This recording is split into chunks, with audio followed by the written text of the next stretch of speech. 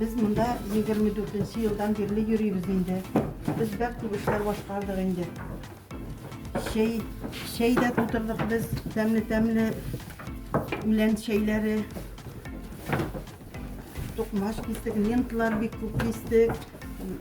Onları halıktan jıyılgan şilter kestik.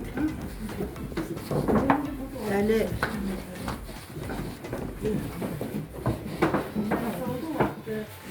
aşağıdan koykan 40 şibide çıkarttık, Allah'a şükür. Bütünü biz, tünevziri biz,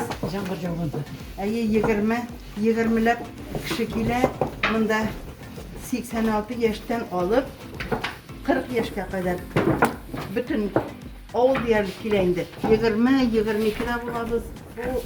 Bu aktıkka işimiz bulsun deyip biz indi bu tukmaçlarına. Tanışlık bilsin indi, tanışlık dileybiz. Bütün halk tanışlık dileydi.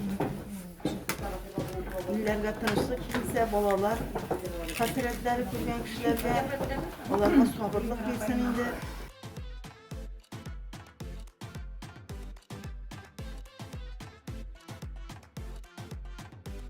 Biz bunda otna sayın jıyılabız. Otna sayın 3 yıldan atıra bizge. Onları oktuktan Allah'a şükür temli piyoluklar bilen, temli tip şeyler işirtip bizni kolları jıylarlar. Pek zor rahmet olarlar. Rayhanaga da, İsiyerge de pek zor rahmet ikisine de.